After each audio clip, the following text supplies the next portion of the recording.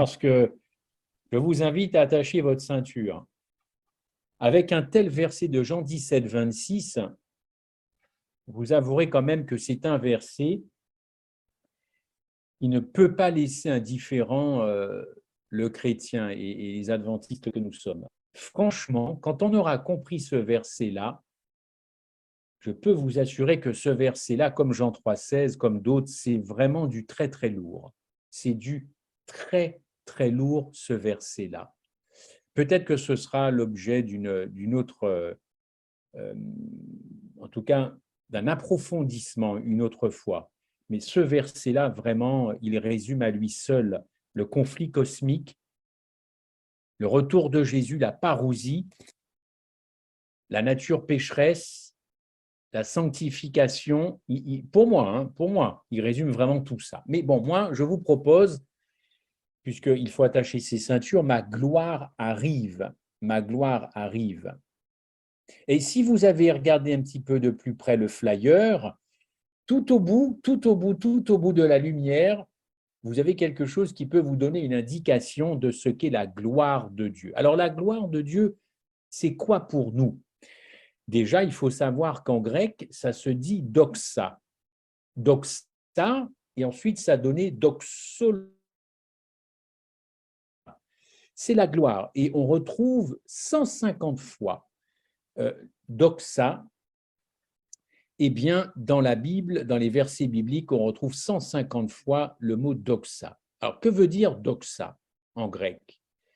Et je vous dis tout de suite, kavod en hébreu. Doxa, c'est opinion, jugement. Ça peut être estimation de ce qui est mauvais ou bon chez quelqu'un. Dans le Nouveau Testament, c'est toujours une bonne opinion. C'est le résultat, enfin, en tout cas, de la louange comme résultat. Ça veut dire aussi l'honneur, la gloire, tout ça, doxa. Ça veut dire également la splendeur, l'éclat. On reviendra là.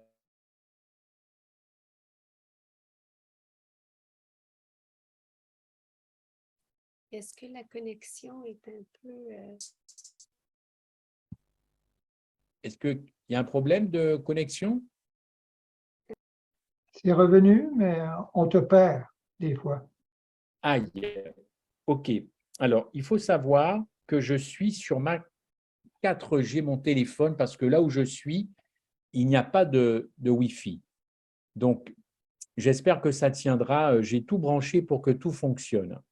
Mais n'hésitez pas à me le dire si vous me perdez pour que je revienne un petit peu là où je me suis arrêté.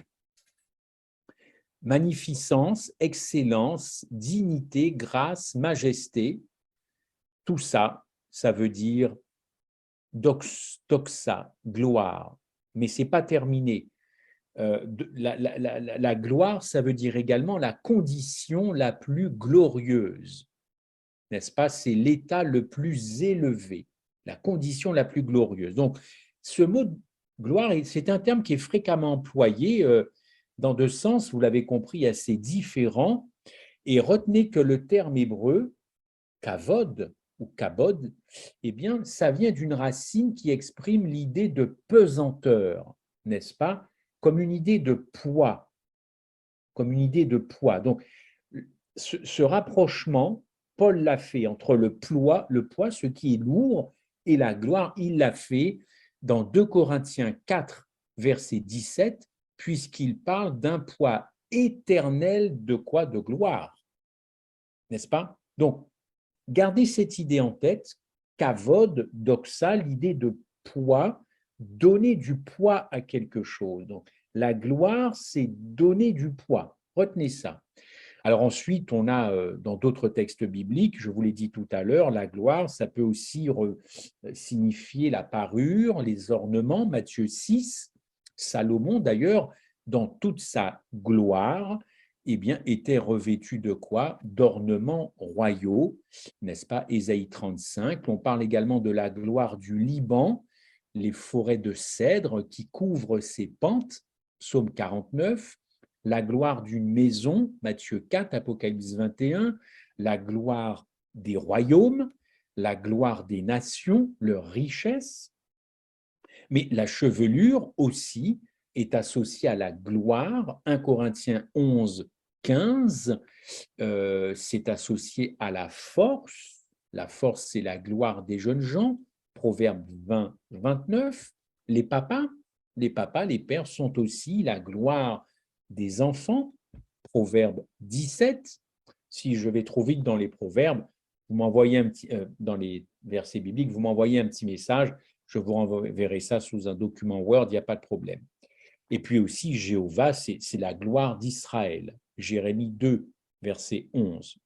Donc, de l'idée de poids, de l'idée de richesse et de parure, ce qui donne de l'éclat, forcément, eh bien, arrivons, si vous le voulez bien, à l'éclat lui-même, n'est-ce pas? La gloire de Dieu est considérée tout d'abord comme le rayonnement qui se dégage de sa personne, n'est-ce pas? Rayonnement qui effectivement éblouit, qui rend aveugle, qui inspire la crainte, le respect, l'admiration et l'adoration. Ézéchiel 1, verset 28. Une splendeur semblable, par exemple, à celle de l'arc dans la nuée, telle était sa gloire, Exode 24, sa gloire semblait à Dieu comme un feu dévorant. D'ailleurs, c'est cet éclat, cette luminescence, si on peut dire comme ça, qui fait que Moïse n'a pas pu contempler la face de Jéhovah. Sinon, évidemment, si ça avait été le cas, vous savez, il serait mort. Exode 33, 18, Luc 9. Et dans Acte 7, Paul écrit, il vit la gloire de Dieu et Jésus debout à la droite de Dieu. Apocalypse 21, la gloire de Dieu qui éclaire, qui éclate. Donc on a cette idée de rayonnement pur, puissant, qui fait qu'on ne peut pas voir la gloire de Dieu, l'état même de sa personne, au-delà de ce qu'il peut réfléchir, n'est-ce pas, comme lumière. Faisons encore un pas supplémentaire. De cette manifestation, en quelque sorte physique, de la splendeur divine, on arrive à une conception, on va dire, spirituelle de la gloire. La gloire de Dieu, c'est l'éclat de ses perfections infinies, n'est-ce pas? C'est aussi la révélation de sa sainteté, c'est la révélation de sa puissance, c'est la révélation de son amour agapé. Et c'est ainsi que si l'homme ne peut encore une fois contempler cette gloire face à face, du moins, elle pourra lui apparaître comme réfléchie par un miroir. 2 Corinthiens 3, 18, vous connaissez bien ce texte, 2 Corinthiens 3, 18. La gloire divine nous est en effet révélée déjà par l'œuvre créatrice de Dieu et en particulier par l'homme formé à l'image de Dieu, 2 Corinthiens 11. Cette gloire transparaît aussi dans les manifestations de sa justice, n'est-ce pas? Dans cette sainteté qu'aucune souillure ne peut atteindre, cette gloire aussi apparaît, transparaît dans son amour rédempteur manifesté en Jésus-Christ, Jean 1, 14, et vous avez certains textes d'Hébreux. C'est un petit peu tout ça, la gloire, n'est-ce pas? Chaque étape de l'histoire d'Israël, si pleine de bénédictions et de délivrance, cette histoire d'Israël porte comme l'empreinte de la gloire divine. Elle couronne le Sinaï, Exode 24, demeure unie aux tables de la loi, qui sont enfermées dans l'arche, Psaume 78, elle est dans la nuée, n'est-ce pas, qui guide la marche dans le désert, on l'a vu, Nombre 14, cette gloire, cette lumière remplit le temple, 2 Chroniques, elle est sur Sion, cette gloire, Zacharie, en Christ, le Seigneur de gloire, elle ne cesse de se manifester par sa sainteté, par ses miracles, lors de la transfiguration, par sa résurrection et sans oublier, eh bien, lors du jugement que Dieu lui-même présidera dans sa majesté royale, avec évidemment toutes les prérogatives divines. On avance encore un peu. Une autre expression que vous connaissez bien d'ailleurs, rendre gloire ou donner gloire à Dieu, Romains 14, qu'est-ce que ça signifie? Rendre gloire ou donner gloire à Dieu? Eh bien, dans le texte, hein, c'est tout simplement louer, célébrer ses perfections. Rendre gloire, c'est aussi lui rendre honneur, n'est-ce pas? Car doxa, en grec, ça veut dire renommée, honneur. Ça rend parfaitement le sens à, par exemple, donner au terme gloire cette expression courante. Donner gloire par la louange, hein, doxologie, je vous l'ai dit tout à l'heure. N'oubliez pas non plus le poids. Hein. Donner gloire, c'est donner du poids à quelque chose. Alors, évidemment, on n'adore que Dieu et on ne glorifie que Dieu. Donc, c'est donner du poids à Dieu. Donner du poids à Dieu. Rendre gloire à Dieu, c'est aussi reconnaître tout d'abord qu'à lui seul, tout notre hommage, tous nos hommages lui sont dus. Un Tite 1, que c'est à lui seul que nous sommes redevables de la grâce, c'est mettre son espoir en lui et non pas dans les choses qui viennent du monde, hein, Galates 5, 26, parce que là, c'est rechercher une vaine gloire, mettre sa gloire dans les choses du monde, gloire qui bientôt sera manifestée, évidemment. Et puis, bon, encore beaucoup d'autres versets, mais je voudrais terminer par la gloire. Enfin, qu'est-ce que ça veut dire encore d'autre? Eh bien, c'est aussi la splendeur du ciel.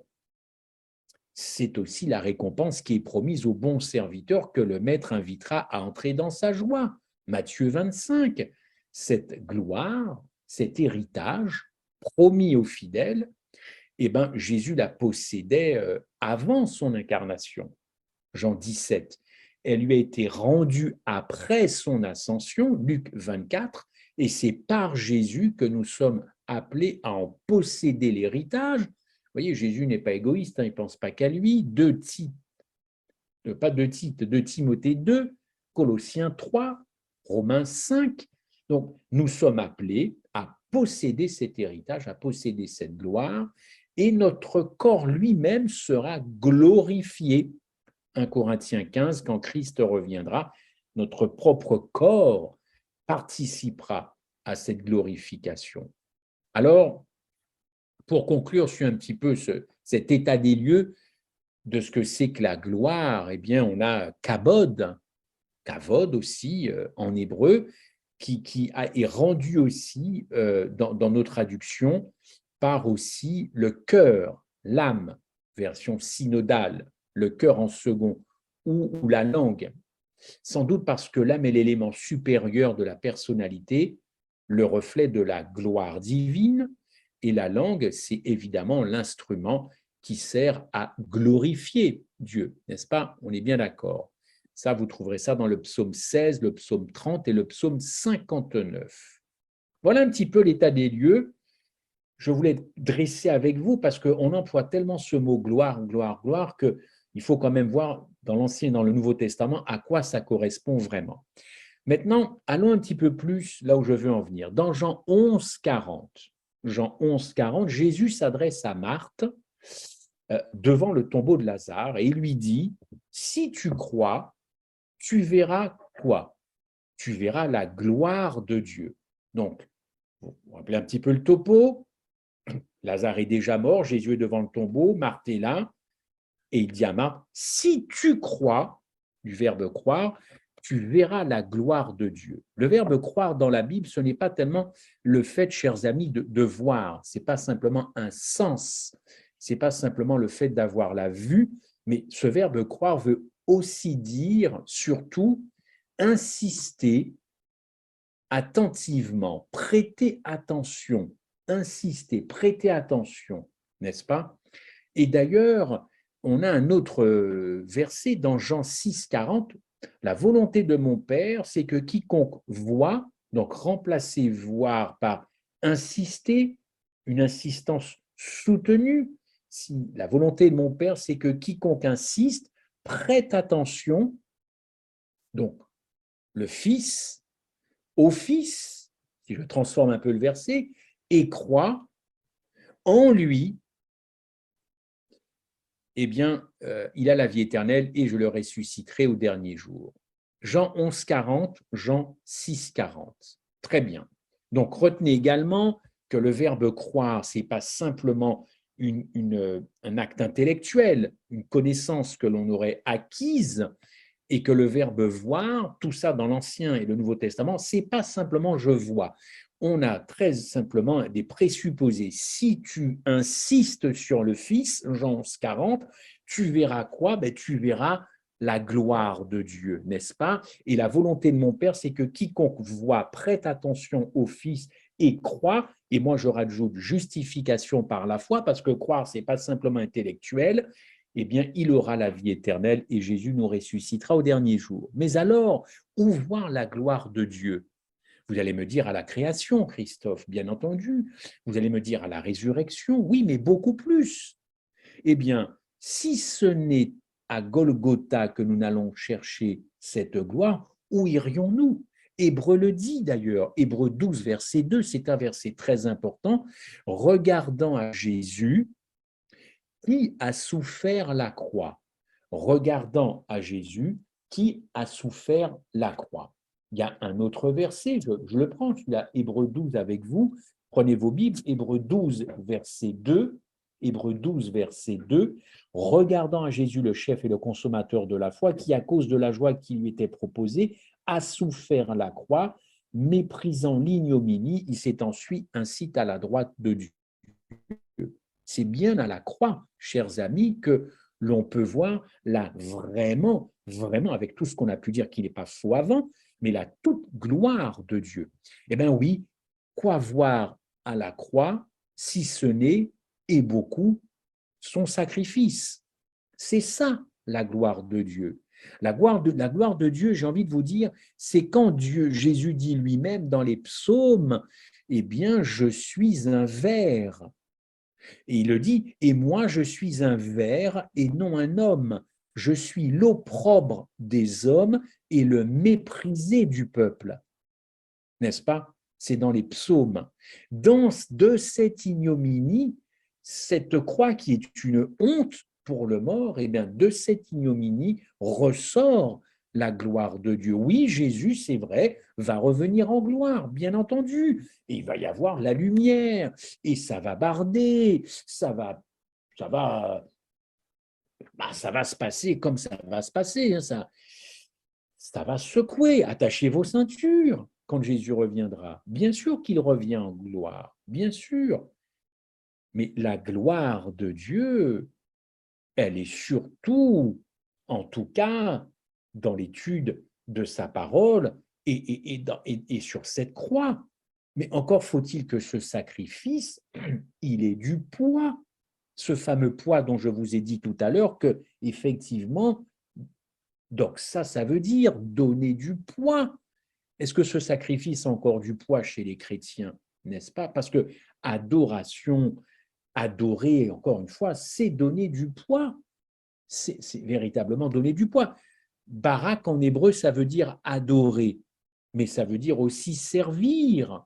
Tous ces verbes, tous ces mots sont très importants à mettre en relation. Adorer, adoration, voir, croire, tout ça, ça se tient. Ce mot Barack, il est facile à retenir puisque c'est le prénom d'un ancien président des États-Unis, n'est-ce pas? Eh bien, ça veut dire adorer, mais ça veut dire aussi en hébreu servir. Ça veut dire élever l'autre. Ça ne veut pas dire s'élever soi-même, ça veut dire élever l'autre, n'est-ce pas? Et parfois, on se sert soi-même avant de servir les autres. Des fois qu'on manquerait à manger ou un bon gâteau, on se sert soi-même avant les autres. Ce n'est pas ça le sens d'adorer. Les gens ont plutôt tendance à s'élever eux-mêmes avant d'élever les autres, n'est-ce pas? Eh bien, l'adoration que nous devons à Dieu, cette gloire qui s'est manifestée, cette gloire qui arrive, eh bien, je dirais que c'est l'oubli même de Dieu. Cette incarnation, cette croix Golgotha, ce fut l'oubli de Jésus-Christ lui-même. Pourquoi? Pour élever l'autre. Je suis venu non pas me servir, mais je suis venu servir les autres. Je suis donc venu adorer les autres. C'est la racine même. Je ne dis pas que Jésus s'est prosterné. Il s'est prosterné lors de la scène. Les choses sont en train de complètement changer, les amis, hein. On est en train de, non pas faire un évangile, enfin, je veux dire que l'évangile va nous mettre par terre. Jésus, Dieu est venu servir l'homme plus bas que terre, il est venu servir l'homme. Il est venu, excusez-moi, élever l'homme. Parce que l'homme avait connu, évidemment, en Éden. Il n'est pas venu se servir, il est venu servir les autres. Il est venu non pas s'élever lui-même, il a élevé l'homme pour que l'homme s'en sorte. Et Paul est encore beaucoup plus précis en Hébreux 2, verset 9, puisque la question c'est où voir la gloire de Dieu. Cette gloire arrive, je suis en train de l'attendre, mais elle était déjà là, cette gloire. Oui à l'incarnation, oui à la résurrection, bien sûr, mais c'est bien, mais ce n'est pas suffisant pour avancer. Paul dit en Hébreux 2, verset 9, nous voyons couronné de gloire, vous voyez, couronné de gloire et d'honneur, ce Jésus qui quoi? Lisez bien Hébreux 2, verset 9, qui par la mort qu'il a soufferte, a été fait inférieur aux anges, il souffrit la mort pour tous. Écoutez, la gloire de Dieu, la gloire du Père, Dieu, et bien sa gloire fut de se perdre pour la race humaine en Jésus-Christ. En Jésus-Christ, il s'est perdu, mais c'est ça la gloire de Dieu, se perdre pour l'homme, se perdre pour Claude, pour Hélène, pour Philémon. C'est se perdre, c'est ça la gloire de Dieu. Ça ne remet pas en cause tout ce que j'ai pu dire avant sur la gloire, puisque c'est textuel. Mais la gloire de Dieu, ça a été de se faire moins que rien. Je suis un ver. Eh bien, écoutez, si ça, c'est pas de nature à nous faire réfléchir et à applaudir, avec le cœur, mais je ne sais plus où on en est. Là, sa gloire fut de se perdre pour la race humaine la seconde mort, celle qui est éternelle, celle dont on ne revient jamais, celle où il n'y a aucun espoir de résurrection. La première mort, ce n'est pas un problème pour Dieu, c'est la seconde qui est un problème. La première mort, c'est un problème pour les vivants, pour nous, quand nous perdons nos chers, nos amis, mais la véritable mort qui inquiète le ciel, c'est la seconde, celle qui nous privera de la présence de Dieu éternellement. Et cette seconde mort, enfin, c'est terrible. L'immortalité de l'âme, elle est venue tuer, entre guillemets, cette seconde mort. Tout simplement parce qu'il y a des millions de gens, des milliards de gens qui croient en l'immortalité de l'âme. Alors, se pourrait-il que Dieu ait déjà manifesté une certaine forme de gloire? Ben oui, moi j'y crois dans une certaine façon, oui. À la session de la conférence générale en 1888, Dieu a envoyé un message qui a été qualifié de très précieux, n'est-ce pas? Et qu'est-ce que ce message présentait pour faire simple? Eh bien, il présentait plus pleinement le Sauveur crucifié, révélant quoi? Les charmes incomparables de Jésus-Christ, nous dit Ellen White. Ce message était non seulement conçu pour redonner quoi? De la joie, puisque nous avons été invités dans le petit quart d'heure à rester dans la joie. Eh bien, ce message redonnait de la joie, il redonnait de la paix et l'assurance au peuple de Dieu. Tout ça, ça lui avait été enlevé par un légalisme pourrissant et grandissant avec le temps, hein, et ce message est venu rééquilibrer une insistance démesurée sur la loi, sur les 10 commandements. Et ce message est venu corriger une prédication incorrecte sur la loi, démesurément incorrecte sur la loi, et aussi pour remplir de l'amour néo-testamentaire, l'amour agapé, qui fait que cela ouvrait la voie, oui, au Seigneur pour qu'il éclaire la terre de sa gloire. Apocalypse 18, ce message a été identifié par Ellen White comme le message du troisième ange, vous le savez. Et si ce message avait été reçu, il aurait fait aboutir l'œuvre de Dieu sur cette terre, confiée donc à l'Église du reste. Donc ce message confirmait ce que les réformateurs avaient trouvé au XVIe siècle, mais allait beaucoup plus loin, beaucoup plus loin. J'ai l'habitude de dire que le message de Martin Luther préparait les gens à la mort et que le message de 88 prépare les gens à la translation. Translation n'est pas un gros mot, il ne faut pas fuir quand vous entendez ce mot. Il y en a un paquet qui fuit. translation, c'est tout simplement le fait d'être vivant au retour de Jésus, et ça, il y a quand même un paquet de gens qui le seront, ça c'est indéniable, il y a des gens qui seront vivants, et il y a des gens qui seront donc enlevés, non pas un enlèvement secret, il n'y a rien de secret, tout est public avec Dieu. Oui, Jésus a été présenté comme un sauveur qui nous délivre de tous les aspects du péché. Écoutez, si ça, ce n'est pas la gloire de Dieu de nous soustraire, de nous extraire à la puissance, comme dit l'apôtre Paul, du péché, elle est où la gloire? Et où ça a été manifesté? Où ça a été réalisé? À Golgotha, à la croix. Maintenant, si vous ne voyez dans la croix que du sang et que de l'eau qui coule des côtes de Jésus, bon, ben, c'est pas faux, c'est biblique, mais ça n'a pas de sens. Si on ne met pas ça dans un contexte de gloire, ça n'a aucun sens, strictement aucun sens. Je rappelle quand même, effectivement, que ce péché, c'est ce qui nous met une séparation entre nous et Dieu. Oui ou non? C'est bien ça qui pose problème, n'est-ce pas? Et surtout, le péché, c'est ce qui fait que je me tourne vers moi-même. Le péché, c'est véritablement quelque chose qui fait que je pense à moi. Que j'aime bien cette phrase d'un ami, le péché a mis l'humain au centre du bins, au centre, l'ego au centre de tout. C'est ça ce qu'a fait le péché. Eh bien, la gloire de Dieu, ça a été de dire non. Et par la mort éblouissante de Jésus-Christ, mort dans une pure ignominie, je suis un ver, Jésus a déclaré qu'il était moins que rien. Donc, Dieu a déclaré qu'il était moins que rien à la croix. Voilà, ça risque de chatouiller certaines oreilles, cette affaire-là. Comment peut-on dire ça de Dieu? Eh bien oui, mais justement, la gloire de Dieu, c'est d'avoir été moins que rien. Tout pour la race humaine, tout pour les autres. Je vous élève, je vous sauve. Le péché a mis l'humain au centre, l'ego au centre. En identifiant l'humanité du Christ à notre humanité corporative et pécheresse et condamnée, ce message, pardonnez-moi, ce message a présenté le Christ comme devenant un avec nous. Il n'y a pas lui et nous, c'est nous en lui en nous.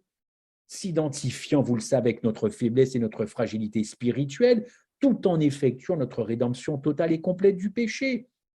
Dans la victoire et la justice de Jésus, furent révélés l'amour agapé de Dieu et sa puissance sur le péché. En conséquence, à tous ceux qui reçoivent le Christ par la foi, est aussi donnée l'espérance non seulement d'une justice légale lors du jugement, mais aussi la délivrance du principe du péché qui domine la chair pécheresse.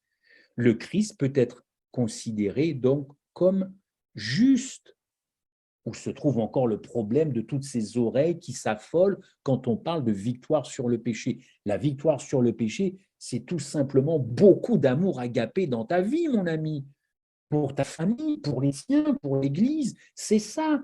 Mais nous réduisons encore le message de 88 ou tout un tas de choses en disant que la victoire sur le péché, c'est la victoire sur tous les actes de péché. Faux, faux, faux. La victoire sur le péché, c'est j'emmagasine tellement d'amour agapé venant de Dieu que je me rapproche des gens et je ne suis plus attiré par toute une vie de déliquescence.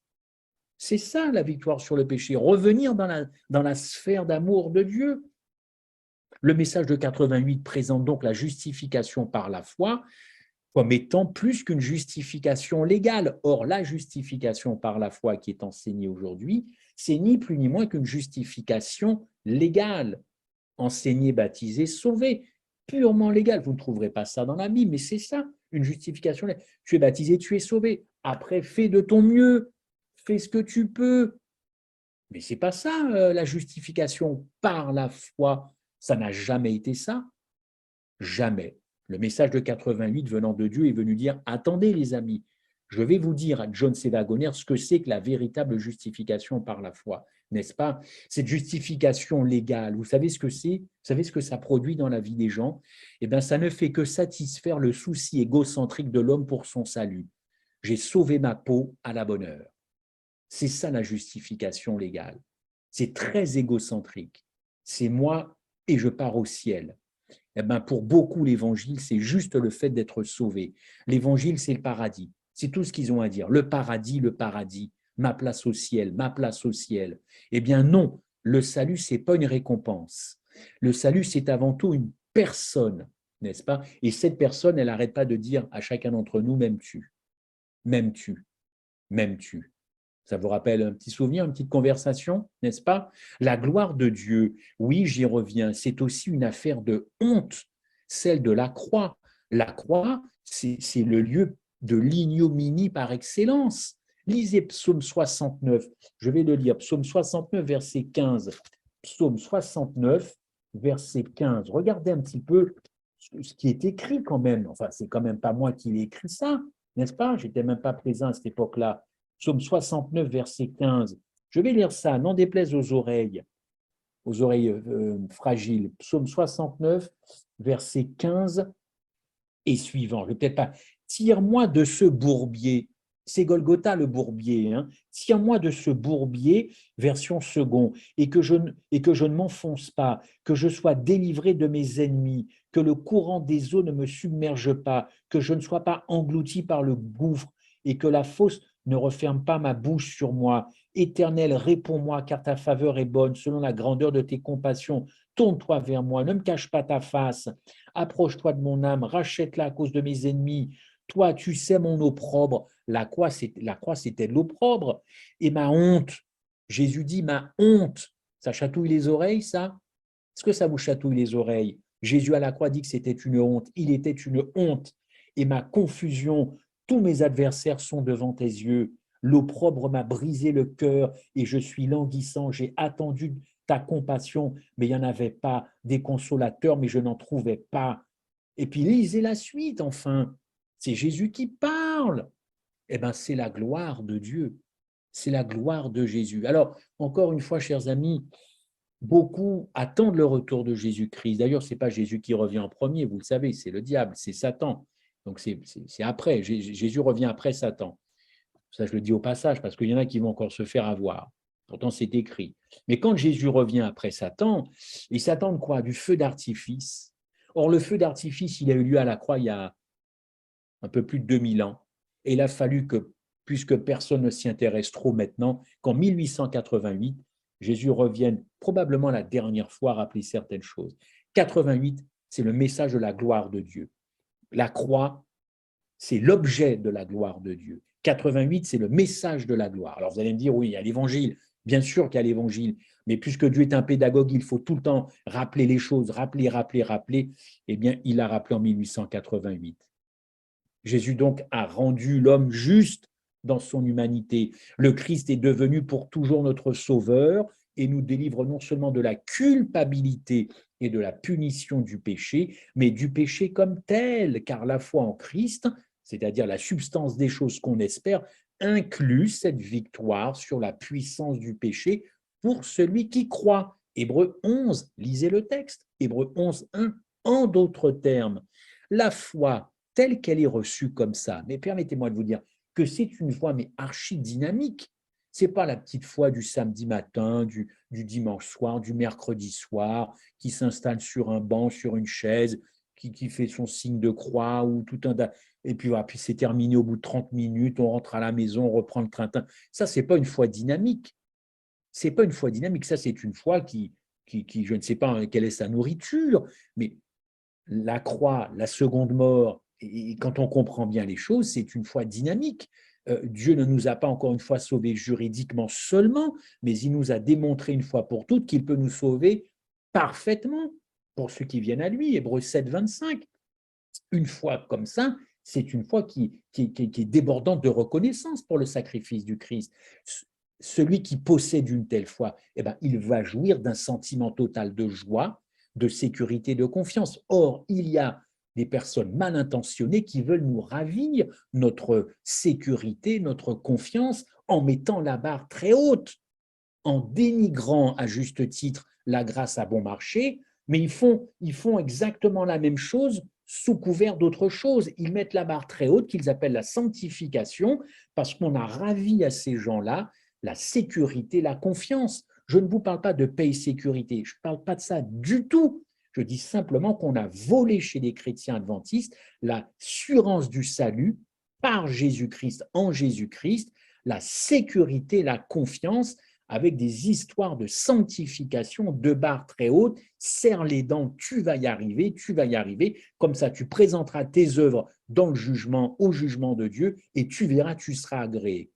C'est rien de tout ça. Dieu est venu dire que tout ça, ça n'existe pas pour lui en 1888, n'est-ce pas?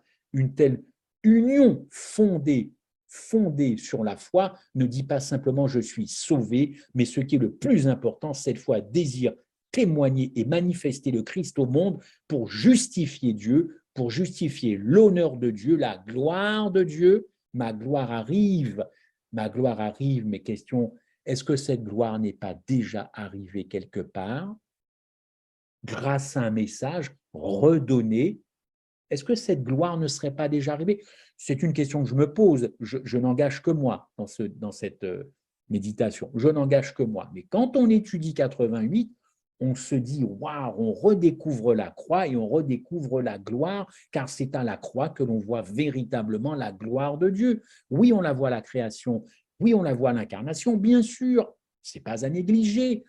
Mais Golgotha, il fallait y aller quand même, n'est-ce pas? Un tel amour, Madame White le dit, page 757, Golgotha, c'est là la vraie gloire. Hein, c'est elle qui le dit, la vraie gloire de l'amour divin qui se sacrifie. La gloire de Dieu, c'est son sacrifice, manifesté sur la croix et qui doit produire un effet profond sur le croyant. Où sont ces effets profonds et durables et structurels chez le croyant d'aujourd'hui? Je n'en suis pas si sûr,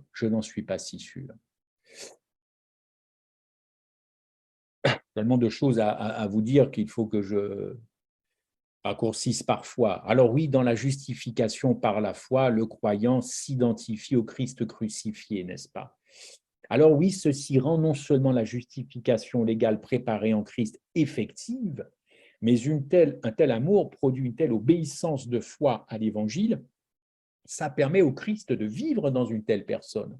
Bien sûr, il faut des conditions pour que il ne faut pas simplement du chauffage à 19 degrés ou je ne sais pas combien chez vous pour que Jésus vienne s'installer dans votre maison, hein, ou en vous que vous soyez c'est quoi la température chez un homme? 36, 37? Non, non, oui, il faut des conditions, il faut quand même être au clair avec tout ça et que ce ne soit pas que de la littérature, du texte, de la doctrine.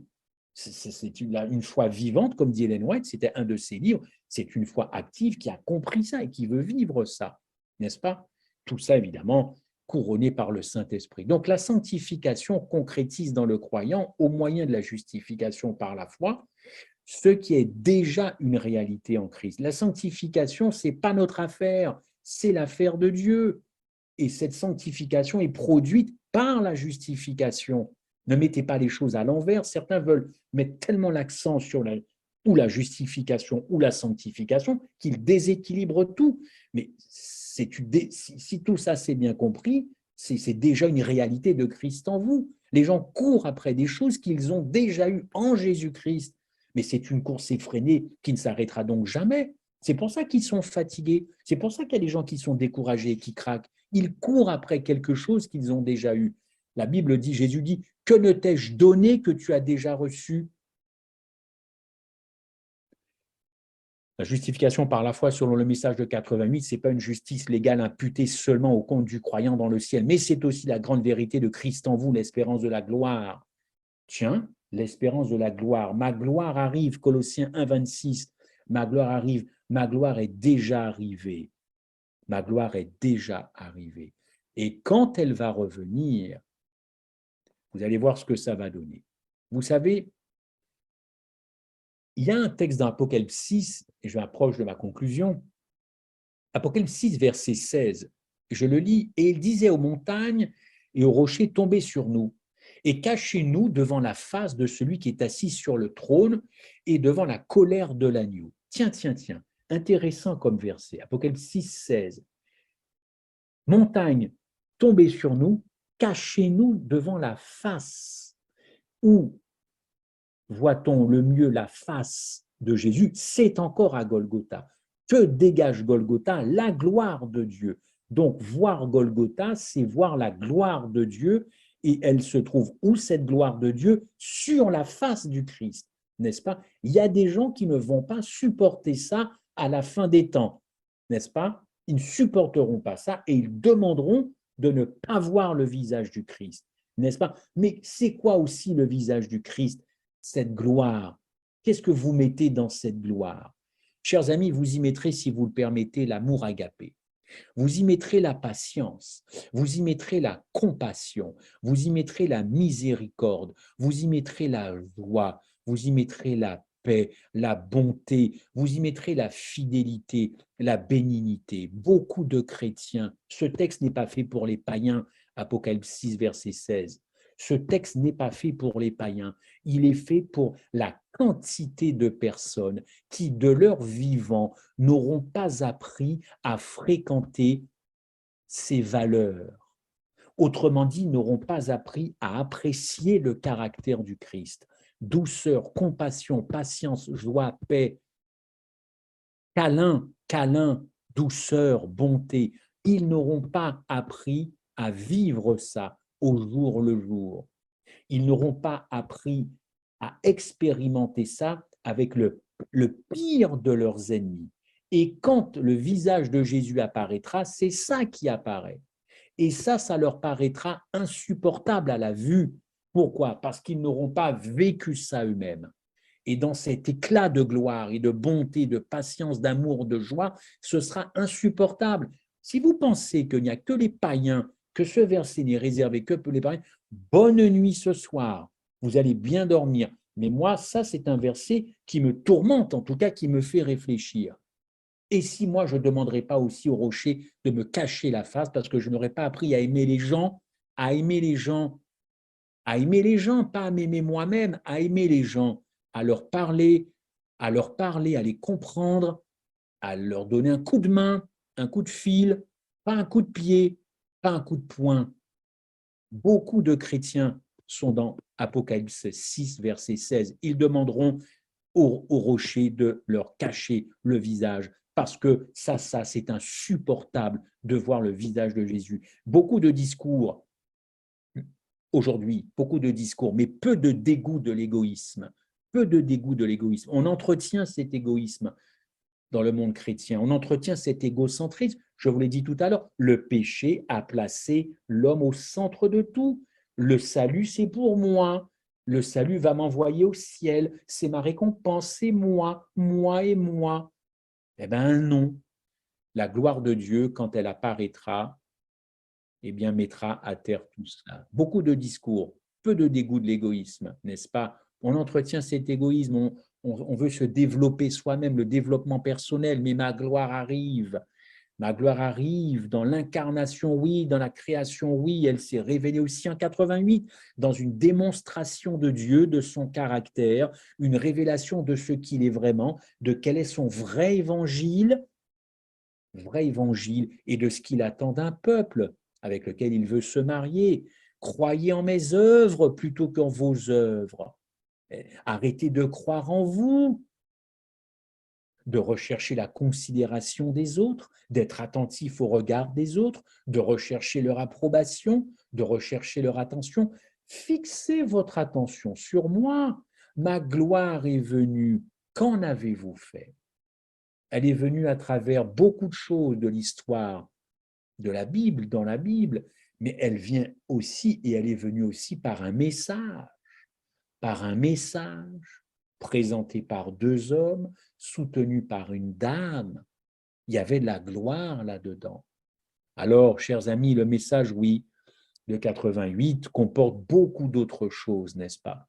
Beaucoup d'autres choses, une christologie correcte, une humanité comprise, une sanctification comprise, une vie sur le péché, plutôt une vie sans péché, tout à fait équilibrée, comprise. Le message de 88, je le répète, présente le Christ comme le Rédempteur, arrachant l'homme, et c'est la gloire de Dieu, à l'esclavage de ce péché. Car il faut bien revenir, n'est-ce pas, à l'essentiel, toujours la même chose, ce péché qui nous pourrit la vie. Romains 6, 18, Romains 7, 24. Et le verset 25, en identifiant encore une fois son humanité avec notre humanité pécheresse, déchue et corporative, le Christ s'est approché tout près de nous, devenant un avec nous. En vérité, un frère aîné, un frère semblable à moi, Hébreux 2,14, comme moi, en tout point, comme vous, en tout point. Gloire à Dieu. Quand nous disons gloire à Dieu, on dit quoi au fond? Gloire à Dieu. Ça veut dire quoi dans nos bouches? J'espère que ça pourra dire au moins en tout cas tout ça, après ce que j'ai pu vous dire en tout cas, de brosser cette affaire-là, mais franchement, la gloire de Dieu mérite qu'on s'y arrête vraiment et qu'on comprenne vraiment tous les enjeux de l'adoration. C'est la clé de la fin des temps, l'adoration. Tous les enjeux de la gloire, clé aussi de la fin des temps. Tous les enjeux de l'obéissance, clé aussi pour la fin des temps. Mais tout ça, c'est imbriqué, ça se tient, c'est du liant, c'est costaud. Tout ça pour donner du poids à Dieu. Ma gloire arrive. Est-ce que vous me donnez du poids, dit Dieu, dans vos vies aujourd'hui? Amen.